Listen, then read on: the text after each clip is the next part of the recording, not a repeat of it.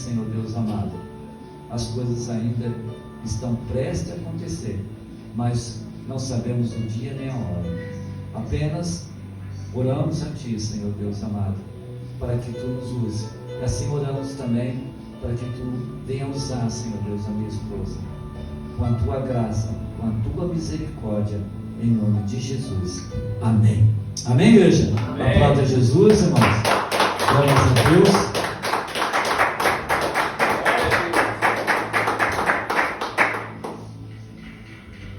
Salve a igreja, paz do Senhor. Amém. Cumprimento também dos internautas que já estão aí. Bom, nós hoje vamos estar falando do terceiro episódio, que nós estamos falando sobre a série de Mateus. E só para fazer um retrô do que nós já falamos, começamos com a genealogia de Jesus, foi o primeiro episódio. E sobre a genealogia de Jesus, nós falamos sobre a família que Deus foi preparando até que chegasse a Jesus. E relatamos o cuidado que nós devemos de ter hoje em dia com as nossas famílias, como que nós estamos cuidando das nossas famílias no dia de hoje. E a palavra mais forte que foi falada foi: salve a sua família. No segundo episódio nós falamos sobre o nascimento de Jesus, e a palavra mais forte foi: o que precisa nascer na sua vida, e não deixa nada que mate os sonhos de Deus na sua vida. Então falamos sobre o nascimento de Jesus. E hoje nós vamos falar de 3 temas. O primeiro vai ser João Batista, o segundo vai ser o batizado de Jesus, e a terceira a tentação de Jesus. Por que nós vamos falar 3? Nós estamos falando sobre a série e tem muitos temas aí à frente. Acho que eu vou ficar até o final do ano falando dessa série.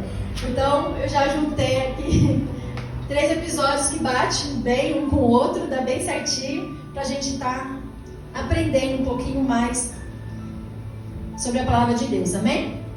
Então pode passar, Paloma. Glória a Deus. Aqui eu coloquei quem é João Batista. Então eu vou falar um pouquinho de João Batista para a gente poder entender. João Batista, filho de Isabel com Zacarias, que na época eles eram profetas, homem e mulher usado por Deus, homens que se dedicavam a sua vida no propósito de Deus. Tudo o que eles faziam, né, eles eram sacerdotes daquela época, então eles estavam à disposição de Deus no trabalhar para Deus. Então Zacarias e Isabel Zacarias recebe o anjo vem e fala para ele que Isabel vai ter um filho. E aí Zacarias não vai ter um filho, né? Minha esposa já velha, já passada de idade, eu também. E aí o anjo fala assim: vai ter um filho, aí o filho vai ser João, vai antecipar, né? O nome vai ser João. E por Zacarias ter tido uma dúvida em relação a isso, o anjo fala para ele que, aliás, ele fala para ele que ele não vai falar mais, até que João nasça. Então é mais ou menos isso. Aí João veio a nascer. Na hora até falam, né, os amigos que estão ali esperando o João nascer e tal. O João nasceu, qual vai ser o nome? Aí acham que vai ser Zacarias, que na época colocava muito o nome do pai. E aí ele fala que não, né? Ele escreve, pede para escrever no tabuleiro lá, ele vai, ele escreve e fala que é João, porque foi assim que Deus entregou para ele, através do anjo Gabriel. E depois, né, o João ele some da Bíblia e aparece mais tarde já com a voz do deserto, né? Aí João ele se veste sempre com uma roupa de pelo de camelo, ele come só o seu cinto de couro, como fala na palavra, e ele só come gafanhotos e mel silvestre. Esse é o João em relação ao contexto dele em geral. E ele no deserto agora ele fala sobre o arrependimento. Ele é usado por Deus com arrependimento. E quando Isabel está grávida dele, já fala que desde o ventre dela ele já recebeu o Espírito Santo. Tem uma parte também de Mateus que fala que quando Maria, mãe de Jesus, vai até Isabel, que elas eram primas, João Batista e Jesus, eles como se cumprimentassem, eles sentiram a presença um do outro na barriga de suas mães. O Espírito Santo já estava com eles, tá? Então esse é o João Batista. E esses 3 temas que nós vamos falar falam muito sobre o Espírito Santo e o chamado de João Batista.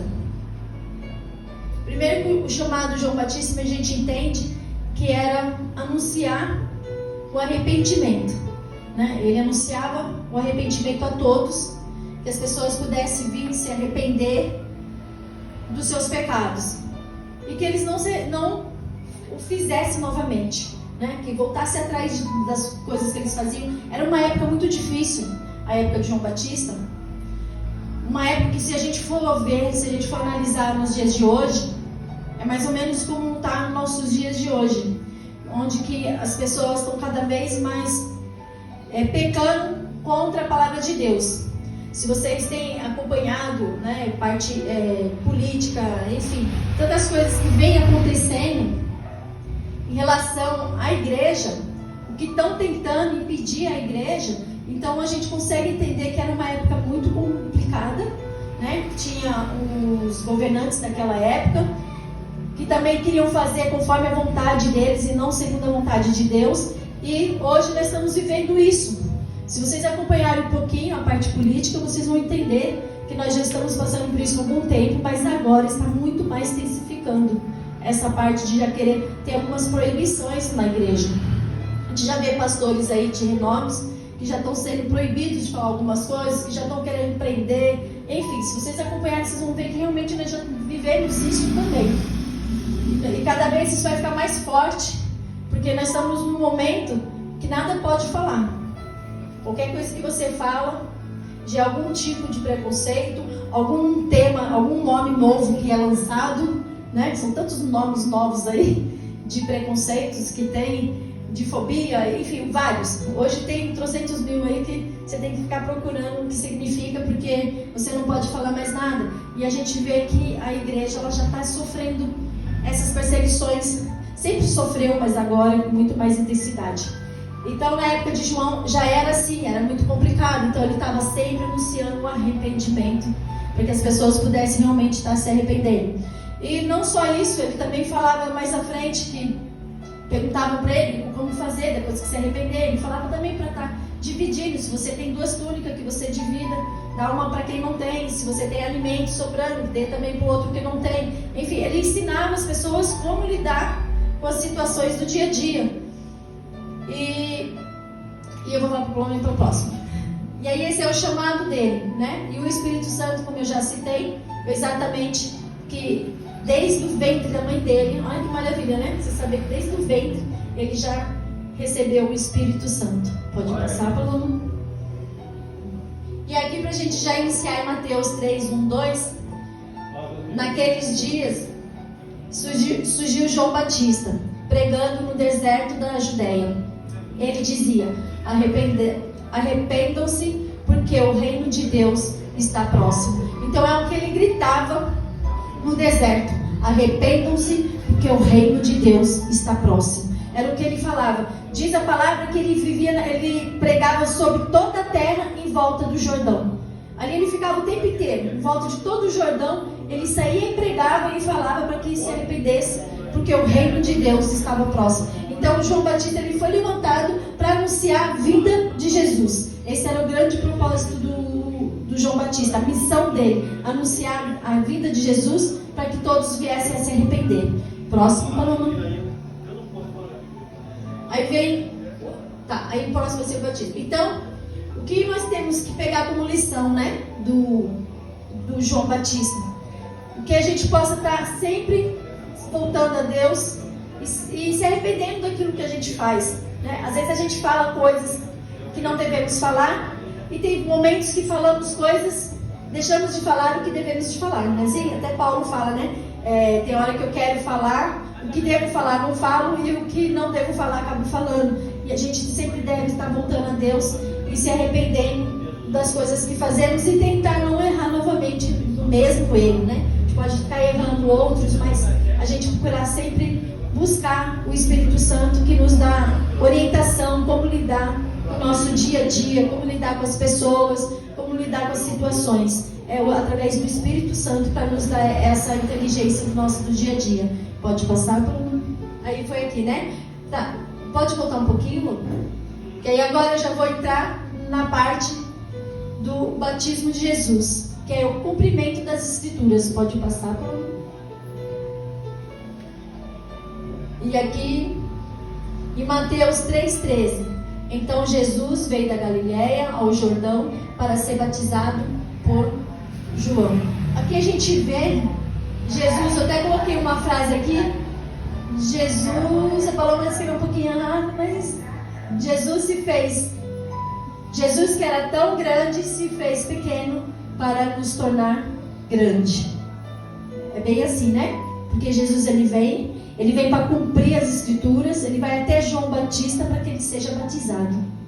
Ele aparece mais ou menos aos 30 anos, e aí ele vai até João Batista, e ele que era tão grande, que ele que deveria de batizar a João, só que aí ele vem para cumprir, que lá no Velho Testamento vários profetas falavam, assim como Isaías já falava, e ele vem para cumprir as escrituras e permite que João o batiza.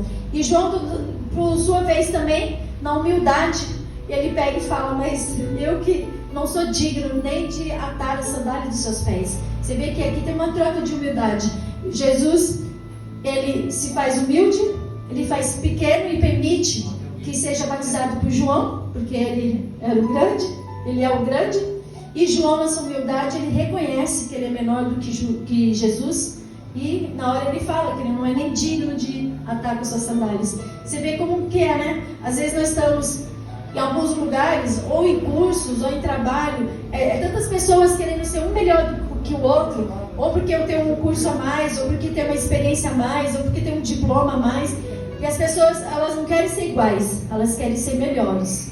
Porque se eu tenho um curso de graduação, eu já sou melhor do que aquele que só tem o ginásio. Se eu tenho um curso de pós-graduação, já sou melhor. Se eu tenho mestrado, se eu tenho doutorado, se eu tenho pós-doutorado, enfim. As pessoas, elas nunca querem ser iguais umas às outras. E aqui Jesus, por ser tão grande, ele se coloca como humilde e permite que João venha e batiza ele.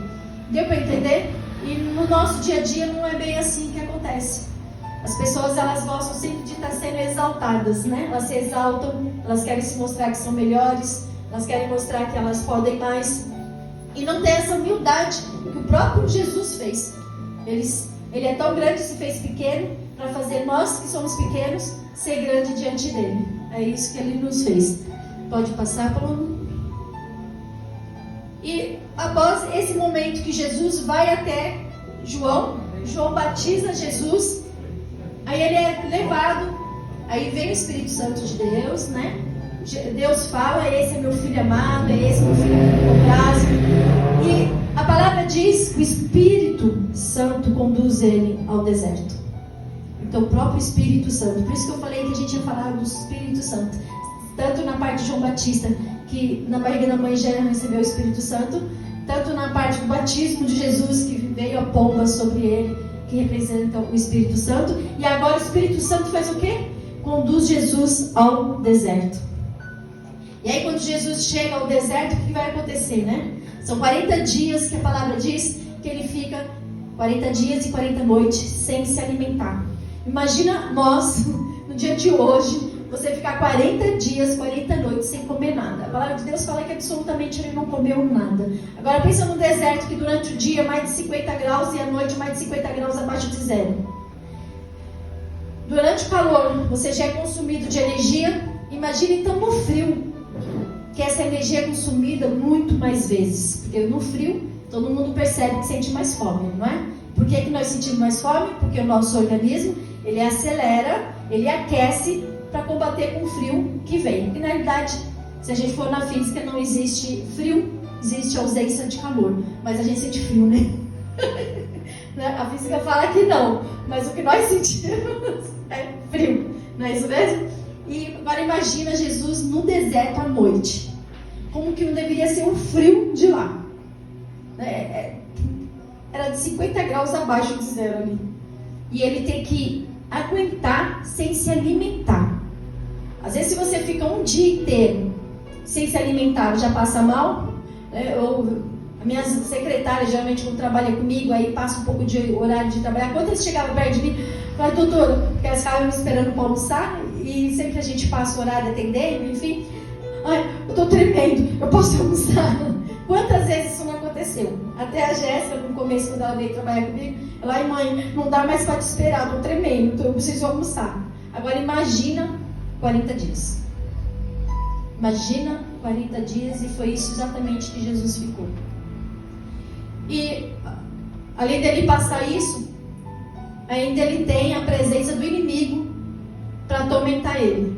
Pode passar pelo... Aqui em Mateus 4:3, então foi conduzido Jesus pelo Espírito ao deserto, para ser tentado pelo diabo. Você vê que aqui a palavra diz que o Espírito levou ele para o deserto para ser tentado. Então o Espírito Santo já fez isso. É como se fosse uma escola ali para Jesus. Não dá para entender assim? Que ele, ó, agora você vai, e ali vai ser uma escola. Você vai passar 40 dias, né? É uma escola que você vai ter, só você, ele, Deus, Espírito Santo e o inimigo. E tendo jejuado 40 dias e 40 noites, depois teve fome. E chegando-se a ele, o tentador, disse: se tu és o Filho de Deus, manda que essas pedras se tornem em pão. Olha como que o inimigo age, né? Primeira coisa, ele não falou assim: olha, se tu és o Filho de Deus, se você quiser esse mundo eu te ofereço. Não, ele foi na dor de Jesus. Ele foi primeiro na dor. A primeira dor não seria: olha, olha para esse mundo, eu te ofereço, se você negar a Deus. Não, ele foi na primeira dor maior de Jesus, que era a fome. Então ele ofereceu pão. Ele ofereceu algo muito simples, não é? O pão não é muito simples, mas era tudo que Jesus precisava naquele momento. Era o pão, porque ele estava 40 dias e 40 noites. Então é exatamente que quando o inimigo ele quer agir nas nossas vidas, ele age exatamente nas nossas dores.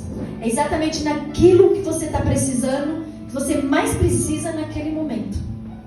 Ele não vai te oferecer, de repente, você está passando fome, e ele não vai falar para você: olha, me adore que eu vou te dar um carro. Não.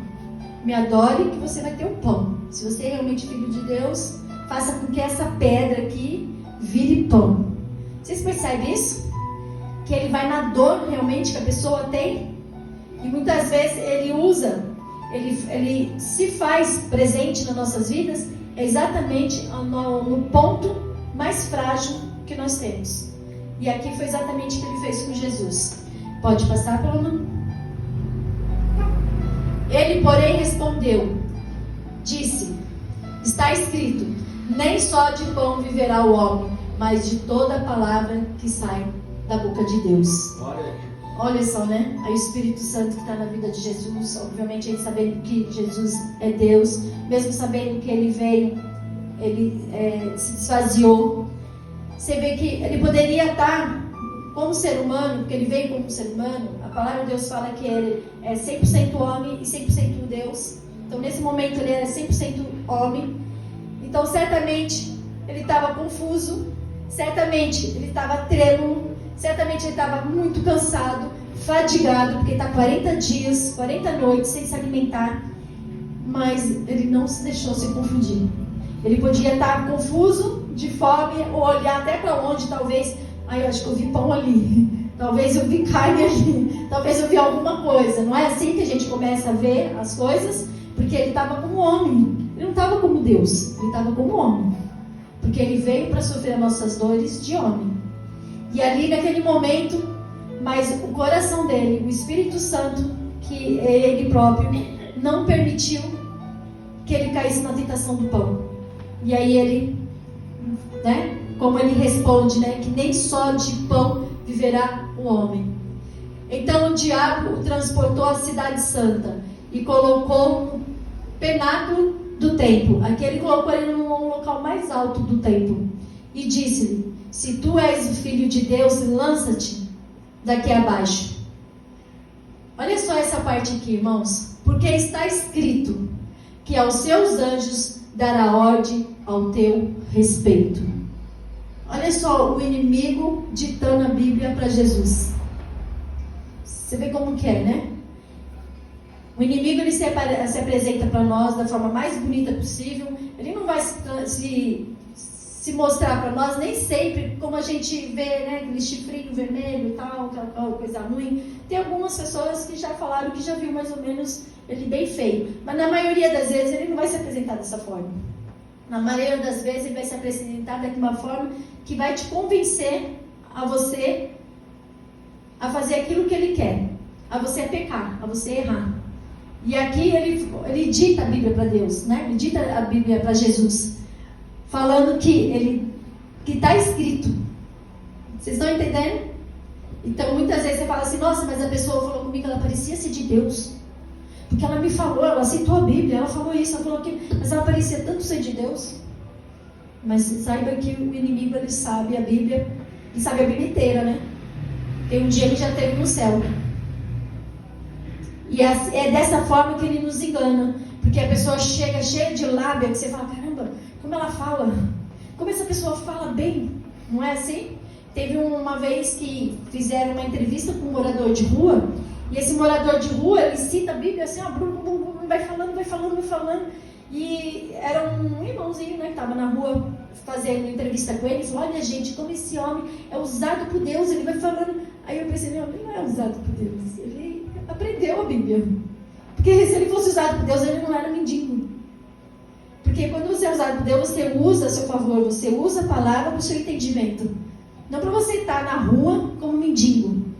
Ele aprendeu, ele sabe, ele decorou, mas ele não é usado por Deus.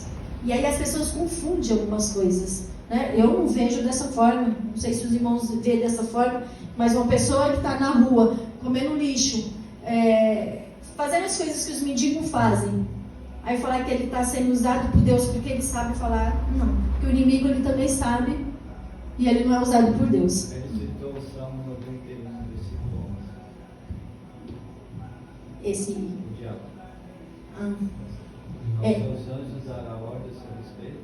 Ele citou o Salmo 91, versículo 11. Mas em Mateus também tem. Então, essa citação Tá. Também está lá. está na Bíblia que ele citou em Salmo. Sim. Porque o Salmos veio primeiro. Sim, entendi. Entendi. Porque já lá no Velho Testamento ele já citou. É isso que o apóstolo está falando, entenderam? Esse versículo, o inimigo já citou lá no Velho Testamento. Entendeu? Aí eu li de baixo, então eu vou ler de novo. E disse-lhe, se tu és o Filho de Deus, lança-te aqui abaixo, porque está escrito que aos seus anjos dará ordem ao teu respeito, e tomar-te-ão nas mãos, para que nunca tropece os teus pés em alguma pedra. E aqui ele ditando, né? Como a gente falou, ele ditando realmente para Deus, ditando para Jesus o que está escrito na Bíblia. E a gente não pode ser enganado pelas pessoas quando começa a ditar. A gente tem que pedir para quem? Para o Espírito Santo, para que eles nos dê clareza, que ele nos dê sabedoria, para saber quando é de Deus e quando não é de Deus. Hoje em dia isso aqui é muito perigoso. Muitas pessoas aí fora falando em nome de Deus. Muitas pessoas aí fora. Pessoas que chegam, querem colocar a mão na tua cabeça, pessoas que querem falar. Às vezes ela até pode falar coisas da sua vida, porque o inimigo ele sabe. E aí você acha que é coisa de Deus. E a gente tem que estar sempre pedindo para o Espírito Santo nos dar essa clareza, essa revelação, se é realmente de Deus ou não. Amém, irmãos? Amém. Pode passar, Bruno? E aqui em Mateus 4:7, disse-lhe Jesus, também está escrito, não tentarás o Senhor teu Deus. Novamente, o transportou o diabo a um monte muito alto, e mostrou-lhe todos os reinos do mundo, e a glória deles. Olha só, primeiro ele fala da pedra, que é a maior dor de Jesus, que era a fome. Aí depois ele fala, então se atira daqui. Quantas vezes as pessoas não têm se atirado de algum lugar? Não têm tirado a sua vida? Quantos aí afora têm tirado a sua vida porque o inimigo fala, se atira, acaba com a sua vida, essa dor vai acabar, e as pessoas têm ceifado as vidas delas. Quantas vezes? Quantos aí fora? E não é só lá fora não, tem muitos dentro da igreja que também já aconteceu isso. não na nossa igreja, graças a Deus, mas tem muitos aí afora que são da mesma fé, que acabaram caindo nessa cilada do inimigo. Acredito que vocês já escutaram alguns comentários assim, né? De pessoas que, ou pastores, pregadores, enfim, irmãos, que acabaram caindo nessa cilada do inimigo. Porque a pessoa está num desespero tão grande, ela está numa depressão tão profunda, que a depressão ela tem vários graus, mas quando ela chega nesse estágio aqui, ela está no mais profundo do ser humano. O mais profundo sentimento de tristeza que o ser humano pode sentir. E aí ele tem essa confusão. E é onde que ele acaba tirando a vida dele. Né? Por isso que aí você vê que o inimigo pede para que Jesus faça isso. Para ele se atirar. Para que ele tire a vida dele. E aí então, nessa terceira parte, e ele agora ele quer mostrar o quê? O reino para Deus, né? Para Jesus. Ele fala, olha daqui de cima, contempla tudo que tem aqui em cima. Se a gente for ver lá em Lucas fala que ele diz que tudo é dele e ele dá para quem ele quer. Quando eu pego o de Mateus, eu dou uma lida também, Lucas, Marcos, sabe? Marcos, Lucas, aí eu vejo se tem João, então eu dou uma apanhada. E em Lucas ele fala isso, que é dele e o que ele dá para quem ele quiser. O inimigo está falando para Jesus, tudo isso aqui é meu e eu dou para quem eu quiser. Pode, me adores. Se ajoelhe agora e me adores que eu te dou. Quantos aí afora, gente? A gente não sabe, até pessoas, né, de famas, que se ajoelharam diante do inimigo para poder ter riqueza, para ter fama. Quantos? E não só pessoas que estão na mídia, outros, né, que a gente nem conhece aí, que a gente sabe que pessoas têm se dobrado para o inimigo por troca de migalhas. Troca de migalhas, porque fama é migalha, porque uma hora acaba, dinheiro uma hora acaba ou te consome, tudo troca de migalhas, porque Jesus ele oferece a vida eterna. Glória a Deus. Né? Jesus oferece a vida eterna e o inimigo ele só oferece migalhas, só que ele oferece aquilo que o homem gosta, é de migalhas. Na maioria, as pessoas, quando ela não tem o Espírito Santo de Deus, quando ela não está na presença de Deus, é o que ela quer fama, ela quer riqueza, ela quer os prédios que ela vê, os carros que ela vê, porque é o que ele oferece. Olha para Jerusalém, olha, contempla, eu te dou o que você quiser, é só você se ajoelhar a mim. É isso que o inimigo falou para Jesus. E o inimigo, ele fala nos nossos ouvidos também. Ele fala nos nossos ouvidos, se ajoelha para mim que eu te dou tal coisa, faça isso que eu te dou aquilo. Só que parece nos nossos olhos que é ótimo. Às vezes a pessoa está passando a perna no amigo, no serviço, porque o inimigo não. Passa a perna nele que você sobe de cargo. Tá fácil ali o celular, passa a mãozinha lá no celular. Você está sem dinheiro hoje, pega lá o celular, era o seu sonho. Tá de boa. A pessoa ela pode comprar outra, vai lá, pega o celular. É o inimigo falando. Aquele carro ali deixa o vidro aberto, vai lá, é a tua oportunidade. Então, são coisas que vai acontecer no dia a dia. A carteira da mãe está aberta, vai lá, pega o dinheiro. É da sua mãe, é seu, não faz mal, vai lá, pega a carteira. Pega dinheiro da calça do teu pai. São coisas que o inimigo vai oferecendo. São as migalhas que o inimigo oferece no dia a dia. E migalhas que muitas vezes as pessoas acabam caindo. Mas o que Jesus oferece é muito maior. E aí Jesus responde para ele. Então disse-lhe Jesus: vá-te, Satanás, porque está escrito: ao Senhor teu Deus adorarás, e só a Ele servirás. Glória a Deus. E aí você vê que Jesus, mesmo com fome, cansado, passando os 40 dias, ele tem todo esse raciocínio, porque ele sabe para que ele veio, ele sabe qual é o propósito dele, ele sabia qual era a missão dele, né? O propósito dele foi vir à terra e a missão dele é salvar a todos. A missão dele era essa. É claro que ele veio primeiro para os judeus, mas eu não tenho a menor dúvida que ele já sabia que ia salvar a gente, não é? Porque ele é Deus. Não tenho a menor dúvida. Ele declara na Bíblia: eu vim para os judeus, eu vim para os meus e os meus não me aceitaram. Ele já sabia que os deles aceitaram, ele é Deus, ele já sabia que eles não iam aceitar, né? Então foi o maior projeto de Deus para nossas vidas, foi a vinda de Jesus e a morte de cruz. É o maior projeto. Uns tempos atrás eu sempre perguntava para o mestre, mas por que Jesus teve que morrer? Eu sempre falava dele, ele me explicava. Aí eu entendia na hora, mas depois eu ficava pensando, mas por que Jesus teve que morrer? Mas por quê? Por que fizeram isso com ele? Porque... E eu ficava sempre indagando isso, sabe? Sempre, ficava na minha cabeça. E era algo que não entrava. Até que um dia ele sentou comigo, me deu uma clareza. Eu falei para ele, enquanto não tiver uma clareza para mim, porque eu falava assim, mas ele morreu por nosso pecado, mas as pessoas continuam pecando. E eu colocava um monte de coisa, né? Aí eu ia falar um monte de coisa para ele. Aí ele, não, mas é por causa disso. Eu falava, não, mas as pessoas ainda matam, as pessoas ainda fazem isso. E aí ele foi me explicando. E aí hoje eu tenho a plena convicção. Por quê? Não que eu achava alguma coisa errada disso, eu só não conseguia entender, né, porque que ele entregou a vida dele por nós, que ainda as pessoas, né, são pecadoras, que estão matando, assassinando, estão destruindo lares, né, e Jesus entregou e fala em relação ao pecado. É óbvio, ele entregou, mas a gente tem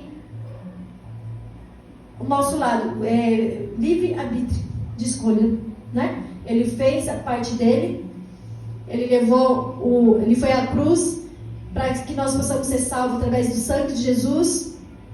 Mas se a gente fizer escolhas erradas, nós vamos perder o que ele tem para nos oferecer. E aí ficamos com as migalhas. Então a gente tem que tomar muito cuidado com o que a gente faz no nosso dia a dia. Quais são as migalhas que nós estamos querendo para nós e quais são os ouvidos que estamos dando.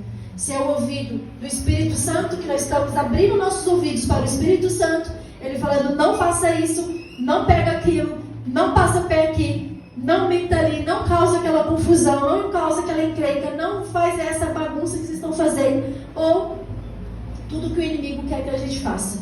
É uma luta constante, todos os dias nós temos lutas constantes. Tem dia que é mais, tem dia que é menos, não é assim?